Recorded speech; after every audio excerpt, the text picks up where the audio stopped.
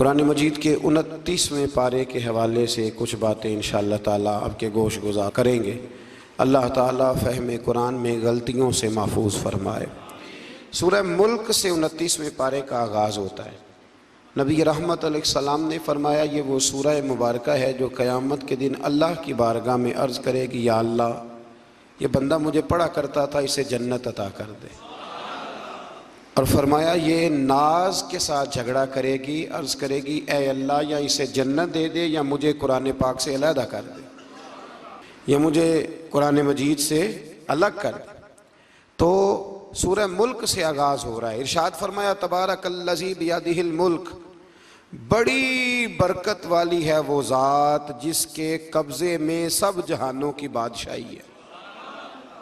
तबारकल्लज़ी बियदिहिल मुल्क, बड़ी बरकत वाली है वो ज़ात जिसके हाथ में तमाम जहानों की, वहुव अला कुल्लि शैइन कदीर, और वो हर चीज़ पर पूरी तरह कादिर है, पूरी तरह कुदरत रखता है। फरमाया अल्लज़ी खलक़ल मौत, वो जिसने मौत को खल्क किया, वल हयात, और जिसने ज़िंदगी को बनाया, किस लिए, लियब्लुवकुम अय्युकुम अहसनु अमला, ताकि तुम्हें आजमाए कि तुम में से किसका अमल बेहतर। मौत और हयात, पैदा होता है इंसान, जवान होता है, बड़ा होता है, पढ़ाई करता है, कारोबार करता है, पता नहीं कौन से बद्दोजज़र ज़िंदगी में देखता है, तो अल्लाह ने फरमाया इसका एक मकसद है। मकसद ये है कि पता चले तुम में से अच्छे अमल कौन करता है। तो हम यहाँ अमल करने आए हैं। क़यामत के दिन जो बात होगी वो आमाल की होगी, मकान जायदाद कार कोठी की बात नहीं होगी। तो आमाल, अच्छा अमल, अहसनु अमला के तहत मुफस्सिरीन ने लिखा है कि काम नेकी का जब भी करो ज़रा ज़्यादा ही अच्छा करके करो। वुज़ू करो तो सोना करके करो, नमाज पढ़ो तो ज़रा, आज गए पढ़नी जो है तो अब ज़रा सोनी करके पढ़ो। कुरान शरीफ की तिलावत करो तो ज़रा प्यारी करके। ज़रा मैं मदरसे के बच्चों के साथ कभी कभी बैठता हूँ, उनसे बड़ा कुछ सीखने को मिलता है, तो कभी कोई बात उनको कहने का भी मौका मिलता है। तो मैं उन्हें कहा करता हूँ कि हमारे बुज़ुर्ग, मेरी अम्मा जी जब कुरान मजीद खोलती थी ना, तो जो वो रंग था ना बुज़ुर्गों का, हालांकि वो हदीसों में हमने नहीं देखा, लेकिन वो कभी हम जाके को बात करते थे ना, तो तिलावत के दौरान तो वो जल्दी से मुंह पे उंगली रखती थी कि चुप करो, मैं कुरान पाक पढ़ रही हूँ। और फिर शनील का गुलाफ, और फिर उस गुलाफ को अलहदा चूमना, कुरान पाक को अलहदा चूमना, और फिर उसको रेल में रखना, और फिर कई करके। तो हम जो आज हैं, तो हम उस अमल को इतना अच्छा करके नहीं करते, बस ठीक है हर वक्त हाथ में कुरान मजीद रहता है, तो वो रवैया नहीं। तो काम करना है तो उसको क्या करें, अच्छा करके करें, ज़रा मज़ेदार करके करें। अमल करें तो ज़रा बेहतरीन अमल करें।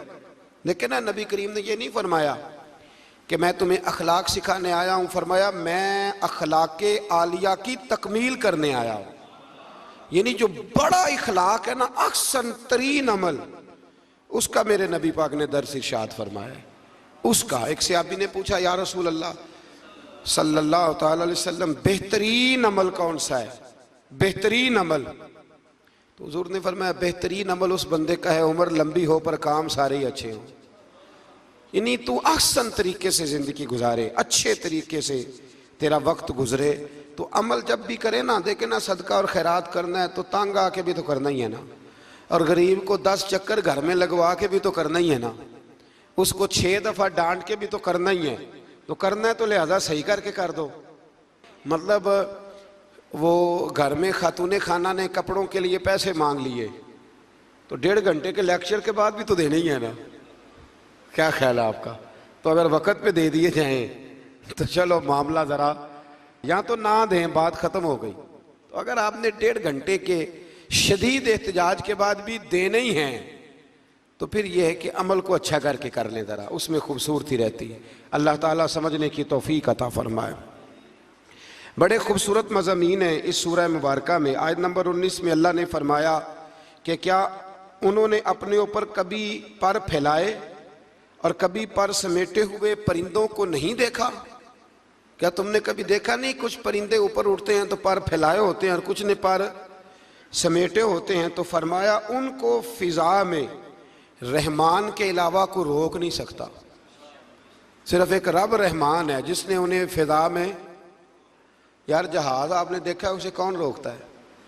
आप यकीन करें, कभी उस पर बैठा बंदा गौर करने लग जाए ना मैं कहाँ हूं, तो हो सकता है परेशान हो जाए। कौन रोक के रखता है उसे? तो फरमाया ये रब की कुदरत है, जहां चाहे जिसको चाहे वहीं खड़ा फरमा दे। ये अल्लाह तबारक व तआला की कुदरत है। आयत नंबर 20 में अल्लाह की मदद करने और रिस्क अता करने का बयान है कि अल्लाह मदद भी करता है तुम्हारी और तुम्हें रिस्क भी अता करता है। आयत नंबर 23 में फरमाया कि अल्लाह वो है जिसने तुम्हें पैदा किया, तुम्हें सुनने, देखने और समझने की सलाहियतें अता की, मगर बंदे बड़े कम हैं, बड़े कम बंदे हैं जो अल्लाह की नेमतों का शुक्र अदा करते हैं। ये सोचने समझने की सलाहियत आपके ख्याल में छोटी नेमत है? बहुत बड़ी नेमत है। आप यकीन करें, बाद लोगों के पास सारा कुछ होता है लेकिन शऊर की दौलत नहीं होती, तो ये बहुत बड़ी नेमत है। इसका भी अल्लाह की बारगाह में शुक्र अदा किया करें। जब अल्लाह को अकल शऊर दे दे तो दूसरों को बेवकूफ़ समझने की बजाय ना उस नेमत पर अल्लाह का शुक्र अदा। आगे सूरह कलम है। इस सूरह मुबारका के अंदर अल्लाह तबारक व तआला ने ना कसमें इरशाद फरमाई और कसम खा के कहा कि महबूब आप कोई मजनून नहीं, आप कोई दीवाने नहीं, यकीनन आपके लिए ऐसा अजर है जो कभी ख़त्म नहीं होगा। और फिर फरमाया व इन्नका लअला खुलुकिन अज़ीम, महबूब जितने अजीम शान इखलाक थे ना, उन सब का हमने आपको मालिक बना दिया है। ये आला लफ्ज़ इस्तिलाह है, कब्ज़े के माना में आता है अरबी में। फरमाया हमने आपको इखलाक आलिया का मालिक बना, जितने अच्छे अखलाक हैं उन सब का अल्लाह ने नबी पाक को मालिक। और सब मुफस्सिरीन ने बड़ा कुछ लिखा, पर बरेली के इमाम ने एक जुमला लिखा तो बड़ा ही शानदार लिखा। आला हज़रत फरमाने लगे कि अखलाक ये नहीं कि जो काम अच्छा था वो नबी करीम ने किया है, बल्कि फरमाते हैं जिस जिसको हुजूर ने कर दिया वो अच्छा हो गया, जिस जिसको हुजूर ने कर दिया वो अच्छा। फरमाते रसूल करीम का मुस्कुराना भी अच्छा ही है और कभी दीन की मुखालिफों पर नाराज़ होना भी अच्छा ही है। नबी पाक अलैहिस्सलाम का बदर में तलवार उठाना भी अच्छा है और रसूल करीम सल्लल्लाहु ताला अलैहि वसल्लम का फतह मक्का के दिन माफ़ कर देना भी, ये सारा कुछ ही अच्छा है। बस जिसको हुजूर जब करते गए वो अच्छा होता गया। और हज़रत आयशा सिद्दीक़ा रदी अल्लाह ताला अन्हा से जब किसी ने पूछा था कि बताइए नबी करीम अलैहिस्सलातु सलाम के अखलाक आलिया कैसे थे, तो हज़रत आयशा सिद्दीक़ा कहने लगी तुमने कुरान नहीं पढ़ा? सारे अखलाक जो कुरान में हैं वो सारा मेरे रसूल पाक का अखलाक ही है, वो सारा मेरे नबी करीम अलैहिस्सलाम का अखलाक ही है, वो सारा अखलाक है रसूल पाक सैयद आलम सल्लल्लाहु ताला अलैहि वसल्लम। तो फिर इससे आगे जाके ना आयत नंबर 8 से अल्लाह तबारक व तआला ने रसूल करीम सल्लल्लाहु अलैहि वसल्लम को फरमाया कि कुफ़ार चाहते हैं कि दीन के मामले में आप इनसे बेजा रियायत बरतें, आप उन पर आसानी करें, खुली छुट्टी दे दें और जवाब में वो भी रियायत करेंगे। फरमाया ऐसा नहीं हो सकता, हक पर कोई समझौता नहीं हो सकता। इसके बाद एक दुश्मन रसूल सल्लल्लाहु अलैहि वसल्लम, मुफस्सिरीन ने उसका नाम वलीद बिन मुगीरा लिखा है, उसने नबी पाक अलैहिस्सलाम की गुस्ताखी की थी तो अल्लाह ने उसके 9 ऐब 9 कभी बातें कुरान में बयान की, बड़ी बातें इरशाद फरमाई। फरमाया झूठी कसमें खाता है, नुक्ता चीनियाँ करता है, सख्त मना करने वाला है भलाई से और हद से बढ़ने वाला है। और आखिर में फरमाया उतिल्लिम बाद ज़ालिका ज़नीम, फरमाया ये ना है ही बद असल, इसकी असल में ही मसला है।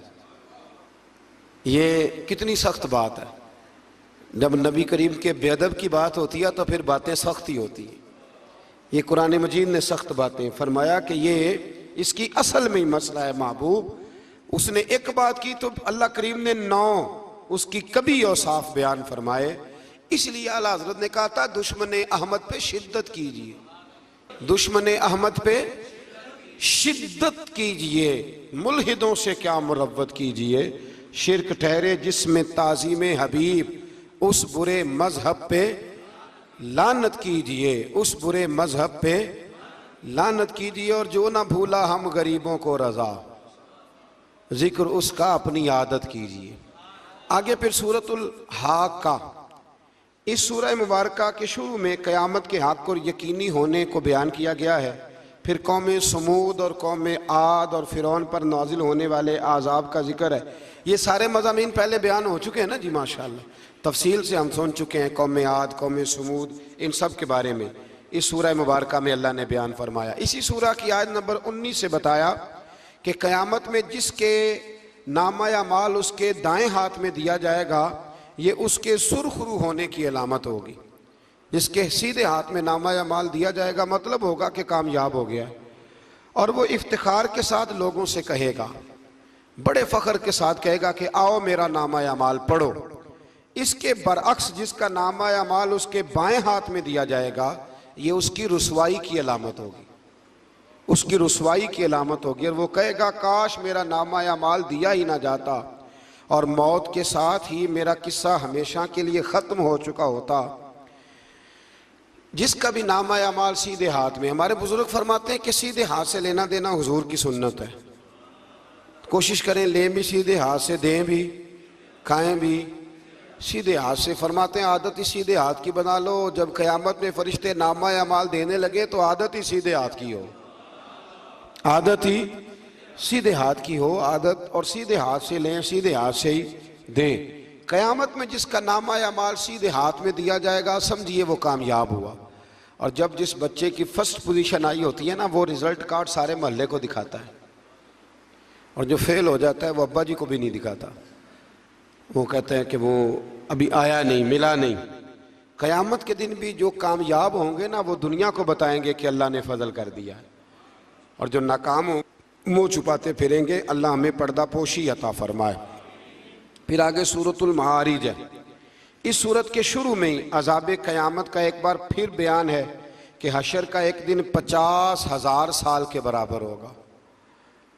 आसमान पिघले हुए तांबे की तरह हो जाएगा और पहाड़ धनी हुई रंगीन ऊन की तरह हो जाएंगे। कोई किसी का पुरसाने हाल न होगा। उस वक़्त मुजरिम ये तमन्ना करेंगे कि बीवी भाई रिश्तेदार, बीवी भाई रिश्तेदार और तमाम अहले ज़मीन सबको अपना फिदिया दे के अपनी जान छुड़ा लें, सबको धोंस दे आग में, लेकिन अपनी जान छुड़ा लें। उस दिन इंसान का ये हाल होगा। ये जो कुछ लोग, मैंने पहले भी कहा था कि कुछ लोग ना मजाक उड़ाते हैं क़यामत के अजाब का, कब्र के अजाब का, ये बात दुरुस्त नहीं है। देखे ना कि अल्लाह ताला ने कुरान मजीद की वाज़े आयात में आज़ाब का जिक्र फरमाया है। क्यों फरमाया है? कि लोग उस आज़ाब से डरे, उससे बचने के लिए तैयारी करें, ये बयान फरमाया। अब यहाँ लोग मजाक उड़ाते हैं माज़ अल्लाह ताला, कहते हैं देखो जी फलां मौलाना कह रहे थे बुच्चू आएंगे तो ये होगा। खुदा के बंदो, मौलाना कौन होते, मौलाना कौन होते हैं ये बात करने वाले? ये तो हदीसों में आई, कुरान मजीद की आयात में आई। आप मजाक नहीं उड़ाएं, बल्कि कोशिश करें कि अल्लाह तबारक व तआला हमें समझने की तौफीक अता फरमाए। फिर आयत नंबर 19 से इंसान के कम हौसला होने, मुसीबत के वक़्त घबरा जाने और नफ़ा पहुँचने की सूरत में बुखल करने का जिक्र है। फरमाया बड़े कम हौसले वाला है, मुसीबत के वक़्त घबरा जाता है, और अगर इसे हम नफ़ा दें ना, तो जब नफ़ा मिले तो चाहिए था ना सखावत करता, तो उस वक़्त क्या करता है? बुखल करता है, कंजूसी करता। अल्लाह फरमा रहा है, नबी पाक अलैहिस्सलाम ने फरमाया ये जो सखी होता है ना, फरमाया ये सखी बंदों के दिल के करीब भी होता है, अल्लाह के करीब भी होता है और जन्नत के करीब भी होता है। और फरमाया ये जो बखील होता है ना, बखील, ये बंदों से भी दूर ही होता है, बंदों से भी दूर है, जन्नत से भी दूर है, और अल्लाह तबारक व तआला के कुर्ब से भी दूर है। और हुजूर फरमाते हैं जब सुबह सूरज तुलू होता है तो फरिश्ता दुआ करता है, अल्लाह सखी को ज़्यादा अता फरमा, और कहता है या अल्लाह जो कंजूसी करे ना उससे रोक ले, उसे ना दे, इसलिए कि जब वो नहीं दे रहा। बड़ी खूबसूरत मिसाल अल्लामा इस्माइल हकी ने लिखी है। आप फरमाते हैं कुएं से सारा पानी ख़त्म हो जाए तो नीचे से ताज़ा आ जाता है, और अगर पानी ख़त्म ना हो, अंदर ही पड़ा रहे तो बासी हो जाता है। तो ऐसा होना चाहिए कि एक दफ़ा सारा पानी ख़त्म, मैं आपको सारा माल सदका करने को नहीं कह रहा, लेकिन हजरत अबू बकर सिद्दीक ने कई दफ़ा ये काम किया। हिजरत की रात भी सारे पैसे ही ले गए, तबूक के दिन भी सारे पैसे खर्च कर दिए। हुजूर ने ऐलान किया तो सारे पैसे ही। मौलाना हसन रजा साहब फरमाया करते थे आला हज़रत के भाई, बयां हो किस जुबान से मर्तबा सिद्दीक अकबर का, कि महबूब खुदा महबूब है सिद्दीक अकबर का। और लुटाया राह हक ने घर कई बार इस मोहब्बत से, कि लुट लुट कर हसन घर बन गया सिद्दीक अकबर का। लुट लुट कर हसन घर बन गया सिद्दीक अकबर का। तो कंजूसी से बचने की कोशिश करें। हाँ, इस्लाम फजूल खर्ची से मना करता है, फजूल खर्ची नहीं करें, लेकिन जहाँ खर्च करना हो वहाँ से कंजूसी भी न करें।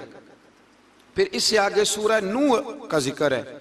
इस सूरह के शुरू में ही नूह अलैहिस्सलाम का अपनी कौम की तरफ मबूस होने पर कौम को अल्लाह की इबादत की दावत देने और गुनाह छोड़ने का जिक्र है। फिर हज़रत नूह अलैहिस्सलाम ने जो अपनी कौम के बारे में अल्लाह से फरियाद की कि अल्लाह ये नहीं मानते, फिर अजाब आया, तो उस सारी बात का अल्लाह ने सूरह नूह के अंदर जिक्र फरमाया। फिर आगे सूरतुल जिन्न है, सूरह जिन्न। मैंने आपको पिछले कुछ असबाक में भी बताया था कि जिन्न नबी करीम अलैहिस्सलाम के ग़ुलाम थे, हुजूर का कलमा पढ़ते थे।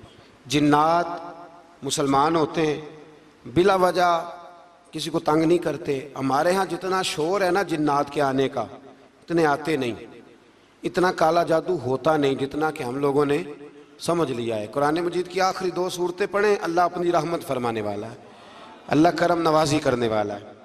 इस सूरत में इस अमर का बयान हुआ है कि जिन्नात जो थे वो आलम बाला में खबरों की सन गन के लिए, खबरें तलाश करने के लिए जाया करते थे, मगर अब वो वक्त आ गया है कि आलम बाला में उनका दाखिला बंद कर दिया गया है। एक वक्त था कि जिन्नात खबरें सुनने गिनने के लिए चले जाते थे, अब उनका दाखिला अब वहाँ की खबरें बता सकते। यानी को बाबा जी अगर कह देना कि मुझे जिन ने बताया है कि तेरी इतनी रोज़ी है, इतनी बांध है, तब तू मर जाएगा, तो ये बात इसलिए दुरुस्त नहीं कि अब जिन्नों का वहाँ जाना वैसे ही बंद हो गया। तो अब बाबा जी तो आपको पता है ना, ये भी कह देते हैं इल्ला माशाल्लाह कि वो चीज़ें पैसे मांगती हैं। यानी बड़ी बड़ी अजीब फ़लसफ़े के साथ ना वो चीज़ें पैसे मांगती हैं। तो मैंने कहा मतलब चीज़ों का पैसे मांगना तो समझ में नहीं आता, या फिर कोई ऐसी बात बता दी जाती है कि जिससे वो पैसे देने वाला माहौल बन जाता है। तो फरमाया अब इनका वहाँ जाना बंद है, और जो भी जाता है मुहाफिज उनका रास्ता रोक लेते हैं और आग के गोले उन पर बरसाए जाते हैं अगर आसमानों पर जाने की जिन कोशिश करें। जिन्नात ने मशवरा किया कि पूरे रूए ज़मीन का जायज़ा लेके देखें आखिर ये सारा मंजर क्यों तब्दील हो गया, तो ज़रूर कोई बड़ी तब्दीली आई है। हज़रत इब्ने अब्बास रज़ियल्लाहु तआला अन्हु ने बयान किया कि इनकी एक जमात मक्के की तरफ गई और वहाँ नबी पाक अलैहिस्सलाम अकाज़ के बाज़ार में अपने असहाब को सुबह की नमाज पढ़ा रहे थे। उन्होंने ये कुरान सुना और फिर जिन जाके दूसरों को कहने लगे कि ऐसा कुरान सुन के आए हैं कि जैसा कभी नहीं सुना। तो आओ फिर महबूब करीम की बारगाह में चलते हैं। खुद भी मुसलमान हुए और अपनी कौम को भी इस्लाम की दावत दी। इसकी आयत नंबर 26 में अल्लाह तबारक व तआला ने फरमाया, ये सूरह जिन जो है ना, इसकी आयत नंबर 26 अल्लाह करीम ने इरशाद फरमाया, आलिमुल गैबी फला युज़हिरु अला गैबिही अहदा। फरमाया गैब का जानने वाला अपने गैब पर किसी को मुत्तले नहीं करता। गैब का जानने वाला आगाह नहीं करता अपने गैब पर किसी को भी। आगे फरमाया इल्ला मन इर्तदा मिर रसूल, लेकिन अपने रसूलों में से जिसको पसंद करता है इस काम के लिए चुन लेता है। किसी आम बंदे को गैब पर मुत्तले, ये आयत नंबर 26 मैंने कितनी दफ़ा याद कराई आपको। तो भाई अकायद जो होते हैं वो जब से हम कुरान मजीद पढ़ रहे हैं जगह जगह अकायद आए हैं अहले सुन्नत के, जगह जगह आए। तो आप समझे ना कि ये अकीदा जो होता है ये शेर से साबित नहीं होता, ये कुरान हदीस से साबित होता है। शेर तो एक ज़ौक़ का नाम है। तो फरमाया आम आदमी को अल्लाह गैब पर इत्तला नहीं देता, पर अपने रसूलों में से जिसको चाहता है इस काम के लिए चुन लेता है। तो बताइए नबी पाक से बढ़ के भी अल्लाह किसी को चाहता है? हुजूर ने फरमाया खबरदार हो जाओ, उसने मुझे अपना महबूब बनाया है। आला व अना हबीबुल्लाह, खबरदार मैं अल्लाह का हबीब बन के आया हूं। तो इल्म गैब अल्लाह ने अपने रसूल को दिया। और उसकी बरकत से नबी करीम अलैहिस्सलाम ने दीन का बहुत सारा काम किया। हबीब करीम अलैहिस्सलाम ने बहुत सारी बातें, और बहुत सारे ऐसे लोग हैं जो सिर्फ हुजूर का गैब देख के ईमान लाए, यानी ईमान ही गैब देख के लाए। खुद हजरत अब्बास नबी करीम के चचा, वो जब बदर के लिए आने लगे ना, वो आना उस वक्त भी नहीं चाह रहे थे, पर कबीले और बरादरी ने मजबूर करके उन्हें साथ तैयार किया। वो आए ना तो जो घर में सोना पड़ा था ना, वो एक जगह पे छोड़ आए। अपनी बीवी को कहने लगे कि मैं आ गया तो निकाल लूंगा, और अगर मैं कत्ल कर दिया गया तो तू ना निकाल के बच्चों पे खर्च कर देना। तो नबी पाक अलैहिस्सलाम के पास जब ये कैदी होके आए तो हुजूर ने फरमाया, चचा फिदिया दो, इतने पैसे दो, चले जाओ। तो कहने लगे मेरे पास तो शय ही कोई नहीं। वो जो 15 दिन उम्रे वाले वहां रहते हैं ना, वो 2.5 मन की शॉपिंग कर लेते हैं, और जब कस्टम वाला कहता है पैसे दो तो ताज़ा उम्रा किया होता है, कहते शय ही कोई नहीं। ये जुल्म है, ताज़ा उम्रा किया अभी आए हैं। हाँ जी, तो मतलब इतनी वो खस्ता हाली हो जाती है। ये मैं प्रैक्टिकल बता रहा हूँ अल्लाह के फजल से। एक से मैंने कहा तो मुझसे ले ले, कहता चुप करो, तुसी को बिच बोल दे। मैंने कहा मुझसे ले लो, दे देना, कहते तू छो। वो भाई छोड़े, आप क्यों गलत बात करते हैं। तो बहुत सारे बंदे होते हैं जो कहते हैं शय कोई नहीं, बिल्कुल कोई शय नहीं। हाँ, कोई प्लाट सस्ता बिक रहा हो तो पैसे निकल आते हैं, फिर कहते मैं फड़े ने किसी को लो, भाई को खा जाएगा। चले ठीक है, आप छुपाएं अपनी दौलत को, लेकिन इन लफ्जों के साथ नाशुक्री करना कि शय कोई नहीं, ये मामला दुरुस्त है। तो हजरत अब्बास ने भी ना नबी करीम की बारगाह में अर्ज किया, हुजूर कोई शय नहीं, कहां से दूं। तो हुजूर मुस्कुराए। हुजूर ने फरमाया, चाचा जब घर से निकलने लगे थे तो वो अकेले में मेरी चची को बुला के जो पैसे दे के आए थे, और वो उसको कह के आए थे कि मैं आ गया तो मैं तुम्हें बताऊंगा क्या करना है, ना आया तो फिर निकाल के बच्चों पे खर्च कर देना। ये सुनकर हजरत अब्बास पे राशा हुआ तारी।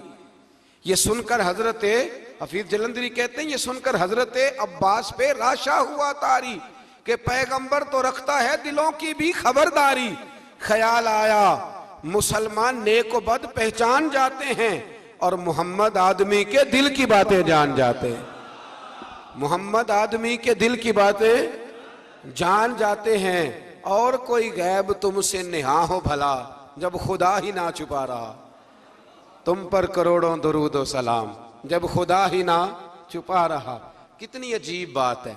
यहाँ भी लोग तराजू लेके बैठे। इकबाल से किसी ने कहा कि 2 उलमा की बहस है, कहता है हुजूर को गैब नहीं, दूसरा कहता है आओ चले। तो इकबाल कहने लगे मुझे शर्म ना आएगी, मैं वहां चला जाऊं जहां लोग मेरे नबी का इल्म तोलने के लिए तराजू लेके बैठे हैं, हुजूर का इल्म तोल रहे हो। इकबाल कहने लगे मेरे नबी के तो गुलामों का इल्म नहीं तोला जा सकता, तुम हुजूर के इल्म की बात करते हो। ये थोड़ा सोच समझ के बात करनी चाहिए। और नसे कती है कुरान पाक की। एक दिन सजा लिया था मेरे नबी पाक ने मिंबर, फरमाया पूछ लो फिर जो पूछना है पूछो। तो हजरत उमर जैसे लोग उठ के खड़े हो गए, कहा या रसूलल्लाह, हम अल्लाह के रब होने पे राजी हैं, आपके रसूल होने पे राजी हैं, इस्लाम के दीन होने पे हुजूर हम बड़े राजी हैं, हम बड़े राजी। इसलिए ये तो ऐसा मसला है कि इस मसले को देख देख के लोग मुसलमान हुए। तो हजरत अब्बास को जब हुजूर ने सारी बात बताई ना, तो हजरत अब्बास कहने लगे फिदिया मर्जी का ले लेना, पर पहले मुझे कलमा पढ़ाओ। कहा क्यों? फरमाया मुझे समझ आ गई है, वो बात मेरे और मेरी बीवी के अलावा किसी को पता ही नहीं, अगर आपको पता चली है तो यकीनन आपको कोई बताने वाला है, तो वो जो आपको बताने वाला है ना वही रब्बुल आलमीन है। तो हुजूर का तो गैब देख के दुनिया कलमा पड़ जाती थी। इस पर बड़ी तफसील से मैंने एक दफा बात की थी, मौका मिला तो वो सारी रिवायात एक जगह किसी वक्त जमा करेंगे इंशाअल्लाह ताला, और आपको अर्ज करेंगे कि वो क्या खूबसूरत माजरा है। और अब तो अल्हम्दुलिल्लाह एक और आसानी भी हो गई है। मेरी बातें कोई इस काबिल तो नहीं थी, लेकिन चूंकि अल्लाह रसूल के फरामीन थे तो एक दोस्त ने लिखनी शुरू कर दी, इंशाअल्लाह जल्दी छाप भी जाएंगी। तो अर्ज करने का मकसद ये है कि ये चीज़ें आएंगी और आपको बताएंगे कि अल्लाह ने अपने महबूब करीम को किस तरह गैब के खजानों की कुंजियां अता फरमाई हुई। तो इससे आगे फिर सूरह मुज़म्मिल शुरू होती है। सुभान अल्लाह। सूरह या अय्युहल मुज़म्मिल, कहा ओ चादर ओढ़ने वाले महबूब, कुमिल लैला इल्ला कलीला, सारी रात ना बेदार रहा कर, थोड़ा आराम भी कर लिया कर, थोड़ा सा। क्या कहा हजरत ने? खुदा की रजा चाहते हैं दुआ लो, खुदा चाहता है रजा। और दरवेश कहते हैं रब आखे सोने महबूबा तेरे 100 नाज उठाना हाँ लोग मेरिया कसमां चाहते ने मैं तेरिया कसमां चाहना। कहा ए मेरे प्यारे हबीब ए चादर ओढ़ने वाले थोड़ा आराम भी किया करें। हुजूर सारी रात नमाज पढ़ते थे ना, अल्लाह ने कहा महबूब थोड़ा आराम भी किया करें। फिर इसमें बड़े खूबसूरत चीज़ें अल्लाह करीम ने बयान फरमाई हैं, क़यामत की हौलनाकियों का भी जिक्र फरमाया है। फिर आखिर में फरमाया कि तुम अपनी भलाई के लिए जो कुछ भी आगे भेजोगे इसको अल्लाह ताला के पास इससे बेहतर और ज़्यादा सवाब वाला पाओगे। यानी इसका माना यह भी हो सकता है कि अपनी सोच से ज़्यादा तुम सवाब पाओगे जो चीज़ आखिरत के लिए तुम भेजोगे। और अल्लाह से मगफिरत तलब करते रहो, बेशक अल्लाह बहुत मगफिरत फरमाने वाला और बेहद रहम करने वाला है। फिर इससे आगे सूरह मुदस्सिर है, मुज़म्मिल के फौरन बाद सूरह मुदस्सिर। इस सूरह मुबारक में बड़ा खूबसूरत अंदाज है, या अय्युहल मुदस्सिर, ए चादर ओढ़ने वाले, कुम फअंज़िर, उठिए और लोगों को डराइए। उठिए, आप पैगाम दीजिए, उठिए लोगों को डराइए। उठ बांध कमर क्यों डरता है, फिर देख खुदा क्या करता है। आप उठिए। इस सूरत में अल्लाह ताला ने आपको शान महबूबी के साथ खिताब करते हुए फरमाया है, चादर ओढ़ने वाले उठिए और लोगों को अल्लाह के अजाब से डराइए और अपने रब की किबरियाई का ऐलान फरमाइए। बताइए कि आपका रब कितना बड़ा है। आयत नंबर 42 में फरमाया, जहन्नमियों से पूछा जाएगा तुम्हारे जहन्नम में जाने का सबब क्या बना। ये सूरह मुदस्सिर की आयत नंबर 42 42, चलो बता लिया आखिरी ने, आयत नंबर 42। जहन्नमियों से पूछा जाएगा जहन्नम में आए हो तो सबब क्या बना, तो वो पहला सबब बताएंगे कि हम नमाज पढ़ने वालों में से ना थे। पहला सबब दोज़ख में जाने का नमाज ना पढ़ना है। रमजान के बाद भी पढ़ेंगे इंशाल्लाह, और ईद वाले दिन भी पूरी 5 पढ़नी है इंशाल्लाह, पूरी 5। ये नए कपड़े लोगों को बाद में दिखाना, पहले सवेरे पहन के ना रब की बारगाह में जाओ। सवेरे पहन के ना अल्लामा अब्दुल सत्तार खान न्याजी, अल्लामा न्याजी, मैं जब उनके मज़ार पे जाता ना, मियाँ वाली जाने का जब मौका मिलता है तो मैं ना खड़ा होता हूँ। आप यकीन करें उस बंदे की कब्र पे खड़े होके भी जज्बा ही मिलता है। क्या बंदा था वो ना, पगड़ी बांधते थे बड़ी। हमारे बरेली शरीफ के बुजुर्ग भी ना वो पगड़ी बांधते शिमले वाली। चले आज बात आ गया तो उसकी भी मैं हिकमत बता दूं। वहां ना सिख भी पगड़ी बांधते हैं, तो कपड़ा भी अक्सर एक जैसा ही उनके लिए आता, तो मुसलमान भी खरीद लेते थे। तो वो सिख जो होता है ना वो शिमला नहीं निकालता, तो उससे फर्क करने के लिए वहां के मशाइख ने ना शिमला निकालना शुरू किया। तो मैं शादी बांधा करता था, तो एक दफा मुझे हजरत मुफ्ती तहसीन रजा साहब रहमतुल्लाह ताला अलैह फरमाने लगे शिमले वाली बांधा करो। तो मैंने कहा हुजूर अब छोटे लोगों को तो अच्छी नहीं ना लगती। तो फरमाने लगे लोगों को थोड़ी दिखानी है, ये तो रसूलुल्लाह की सुन्नत है, तो आप शिमले वाली बांधे। जब हम जो कह रहे हैं तो मैं भी अक्सर वो पगड़ी बांधता हूँ, और कभी बहुत बड़ी बांधते थे।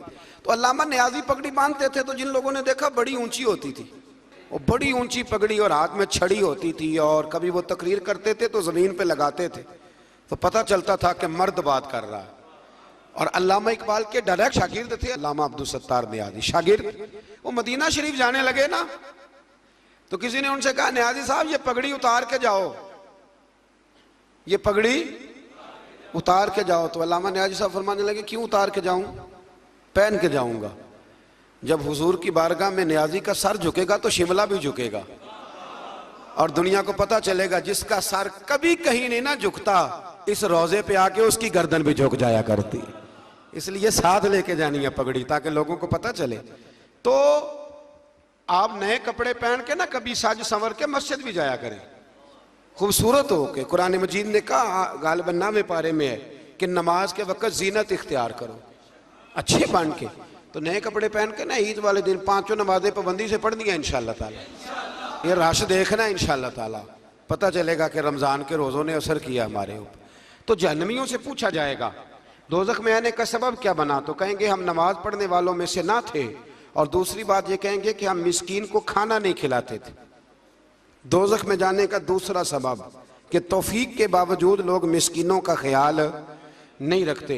और तीसरी बात वो ये कहेंगे कि हम लगव कामों में मशगूल रहते थे। लगव काम, बेहुदा काम उसको कहते हैं जिसका फायदा कोई नहीं। ये बड़े बड़े सियाने लोग गेमें खेलते हैं, सियाने लोग, अक्लमंद लोग, तो ये जहन्नम में जाने का तीसरा सबब कुरान ने बयान किया। लगविया, फट्टे पे बैठ गए, फजूल बात शुरू कर दी। भाई इससे बेहतर था तो कुरान मजीद की तिलावत करता। ऐसे ही बिला वजह लगवियात हैं ये सारी। मैं मना नहीं करता खाना खाने के लिए कभी जरूर जाएं, लेकिन ये माहौल ही बना लेना कि आज तुझे पार्टी है तो कल मुझे पार्टी है तो परसों उसको पार्टी है, तो ये शुगल मेला हर वक्त का। मुसलमान के पास तो इतना वक्त ही नहीं। एक दोस्त मुझे कहने लगे कि मैं आजकल बड़ा बोर हो रहा हूं, तो मैंने कहा तू असल में फारग है, वरना हमारे पास तो टाइम ही कोई नहीं बोर होने का। बंदा मतलब को फुर्सत मिले तो बोर हो ना, पता नहीं कहां से लोग टाइम निकाल लेते, अब बोर भी हो लेते। तो आप लगवियात से बचे। लगव काम करना जहन्नुम में जाने का तीसरा सबब है। ये कुरान मजीद ने इस सूरह मुबारका की आयत नंबर 42 में इरशाद फरमाया। और चौथे नंबर पर कहेंगे हम क़यामत के दिन को झुटलाते थे कि मौत हमारे सर पे आ गई। ये 4 काम है जो जहन्नम में जाने का सबब बनेंगे। नमाज ना पढ़ना, पहला काम मिस्कीन को खाना न खिलाना, और तीसरा लगव और फजूल कामों में मशगूल रहना, बिल्कुल किसी कोई फायदा ही नहीं वो काम करते रहना, बिल्कुल बेमाना बेमकसद काम करना। और चौथे नंबर पे कहेंगे कि हम क़यामत के दिन को, आज भी कुछ लोग कह देते हैं कि मरेंगे तो देखी जाएगी। मसलन क्या देख लेंगे आप, इतनी बड़ी जुर्रत, इतनी बड़ी। अल्लाह ताला हमें समझने की तौफीक अता फरमाए। सूरतुल क़यामा शुरू हो जाती है जी इससे आगे। इस सूरह मुबारका के अंदर अल्लाह तबारक व तआला ने इन लोगों के बारे में जो आखिरत के मुनकर हैं, अल्लाह ताला ने कसम जिक्र फरमा के इरशाद फरमाया, क्या इंसान ने ये गुमान कर रखा है कि हम मरने के बाद इसकी हड्डियों को जमा नहीं करेंगे? क्यों नहीं, हम इस बात पर कादर हैं कि इनकी उंगलियों के पोरे जैसे पहले थे वैसे ही बना देंगे। यानी उंगलियां तक तुम्हारी जमा कर ली जाएंगी, उंगलियां तक। क़यामत के दिन तुम्हें किसी की कब्र खुली तो उसको देखा कि हड्डियों का पिंजर बन गया, लेकिन अल्लाह उसे भी क़यामत में जमा फरमाएगा दोबारा से। और वो मिसाल में तीसरे चौथे पारे में दे चुका हूँ, जब हज़रत इब्राहीम अलैहिस्सलाम ने जानवरों का, परिंदों का कीमा करके रखा था और कहा पुकारिए, तो वो सारे अपने परों पर दौड़ते हुए हाजिर हो गए थे। आगे सूरह दहर शुरू होती है। सूरह दहर ये 29वां पारा है, और इसमें सूरतें अगरचे छोटी छोटी हैं पर क्या बात है सब सूरतों की। हर सूरह मुबारका बड़ी अपने अंदर इम्तियाजी शान रखती है। सूरह दहर में फरमाया हल अता अलल इंसानीहीनुम मिनद दहरि लम यकुन शैय्यम मज़कूरा। फरमाया बेशक गुजरा है इंसान पर ज़माना एक ऐसा कि जब वो कोई काबिल ज़िक्र चीज़ नहीं था। एक वक़्त था कि जब कोई इसका ज़िक्र था कि नहीं, वो वक़्त भी जब ना नाम था ना वल्दियत थी। फिर दुनिया में आके लोग समझते हैं कि मैं उठता हूँ तो ज़माना उठता है, मैं बैठता हूँ तो ज़माना मेरी वजह से निज़ाम चलता है। तो अल्लाह फरमाते हैं हीन मिनद दहरि लम यकुन शैय्यम मज़कूरा, तेरा तो जिक्र ही कोई नहीं था, तेरा तो जानता ही कोई नहीं था, ये तो रब ने तुझे पैदा किया है। तो अब तू समझता है कि मैं कोई चीज़ हूँ। बड़े बड़े लोगों की कब्रों पे जाओ, कोई पूछने वाला नहीं, कोई नहीं। वो जो कह देते थे तो कानून बनता था, कानून जिनके साइन करने से लोग फांसी से बच भी जाते थे और फांसी लग भी जाते थे। आज उनका जानने पहचानने वाला कोई नहीं। तो इंसान ना भूल जाता है, भूल जाता है। एक दौर वो भी होता है, एक दौर वो भी होता है जब बस में बैठने को जगह कोई नहीं देता, और एक दौर वो भी होता है कि दर्जनों कारें लेके लोग गलियों में खड़े होते हैं। इंसान को सारे वक्त याद रखने चाहिए, इसे भूलना। हुजूर अलैहिस्सलाम अक्सर फरमाया करते थे कि मैं तो उस माँ का बेटा हूँ जो गोश्त के खुश्क टुकड़े खा के भी गुजारा कर लेती थी, गोश्त के खुश्क टुकड़े खा के भी गुजारा कर लेती थी। और हज़रत उमर फ़ारूक की ज़ुबान पर यह जुमला सारी उम्र रहा कि मैं ऊँट चराने वाले का बेटा हूँ, यानी सारी ज़िंदगी रहा। लोग भूल जाते, भूल जाते। महमूद गज़नवी ने अय्याज़ को बड़ा नवाजा। लोगों ने शिकायत की कि अय्याज़ तो आपसे तोहफे ले लेके तो जंगल में जमा कर रहा है दौलत। महमूद कहने लगे तुम्हें कैसे पता? कहने लगे असर के बाद कहाँ जाता है रोज, पता है? लगा नहीं। तो कहा फिर आपको आज तक ये नहीं पता कि असर? महमूद कहने लगे वाकई यार इसने कभी बताया नहीं असर के बाद कहाँ होता है। असर की नमाज पढ़ के महमूद अय्याज के पीछे पीछे गए तो जंगल में जाके ना एक झोंपड़ी, अंदर से कुंडी लगा ली, सिपाही साथ थे। महमूद ने गुस्से से दरवाज़ा बजाया, खटखटाया, और याज ने झट से दरवाज़ा खोला। महमूद धक्का दे के अंदर गए तो देखा तो एक फटी हुई चटाई, एक पुराना कुर्ता, टूटे हुए जूते, एक पगड़ी और थोड़ा सा ना सामान हल्का फुल्का बिखरा पड़ा है। ये क्या है, क्यों आते हो यहाँ, बताया क्यों नहीं? तो याज कहने लगे बादशाह मैं यहाँ ना रोजाना अपनी औकात याद करने आता। क्या मतलब? कहने लगे जब मैं तेरे पास आया था तो ये वाला मैंने पहना हुआ था लिबास, ये मेरे घर की कुल मालियत थी, तू बादशाह है, आज अगर तू नाराज हो जाए तो कौन पूछ सकता है। तो मैं रोज आके अपनी औकात याद करता हूँ कि दोबारा अगर यहाँ आना पड़े तो मुझे मुश्किल ना हो। मुल्ला रूमी से किसी ने कहा था खशियत क्या होती है, तो आप फरमाने लगे एक मांगने वाली से एक बादशाह ने निकाह कर लिया था। मांगती थी, बादशाह को पसंद आ गई, शादी हो गई, तो सारा दिन रोती थी, सारा दिन रोती थी। तो उसकी कनीजें उससे कहने लगी कि बस भी कर, अल्लाह का शुक्र भी अदा कर, इतना तुझे अल्लाह ने नवाज, तू रोती रहती है। तो कहने लगी इसलिए नहीं रोती इसलिए हूँ कि मैं इस काबिल नहीं थी, और डरती इस बात से हूँ कि कहीं मेरा साईं नाराज ना हो जाए। मैं तो गलियां दा रूड़ा कूड़ा, मैं गलियां दा रूड़ा कूड़ा, ते मैनू महल चढ़ाया। एक मेरा संगी ना बड़ा महंगा स्वेटर ले आया मेरे लिए, कुछ ज़्यादा ही महंगा था वो। मैंने उसे कहा यार ये रख ले तू। कहने लगे हम ले आए तो बस कबूल करें। तो मैंने कहा मेरी अम्मा ना क्रोशिये से मेरे लिए स्वेटर बनाती थी, क्रोशिये की टोपी। पता नहीं क्रोशिये का भी नई नस्ल को पता हो कि ना हो, तो वो अम्मा जी ने बना के दिया। तो फिर उसके बाद मेरे छोटे भाई ने भी पहना, फिर मेरा एक भांजा ले गया छोटा, उसने भी पहना। तो वो इतना मज़ेदार होता था, इतना शानदार होता था कि जो धागे उसमें लगे हुए थे वो दोबारा किसी और जगह नज़र, वो कहीं और मुयस्सर। तो अपनी असल जो होती है उसका ख्याल रखें, उसका ध्यान करें, उस पर तवज्जो करें, उस पर ज़रूर गौर करें। ये बड़ी अहम बात, बहरहाल इस पर बड़ी बातें कहने वाली हैं, लेकिन मैं आगे बढ़ता हूँ। सूरह दहर से आगे सूरह मुरसिलात है। इस सूरह के शुरू में आसारे क़यामत का जिक्र है और बार बार तकरार के साथ फरमाया कि उस दिन क़यामत को झुटलाने वालों के लिए हलाकत है, और आखिर में एक बार फिर अहले तकवा के लिए अजर आखरत और उखरवी नेमतों की बिशारत का जिक्र फरमाया। और इस सूरत की आयत नंबर 15 में मुजरमीन के अंजाम का जिक्र फरमाया है कि ये जो मुजरिम होंगे इनका क़यामत के दिन आज़ाब बड़ा सख्त होगा। अल्लाह ताला हमें महफूज फरमाए।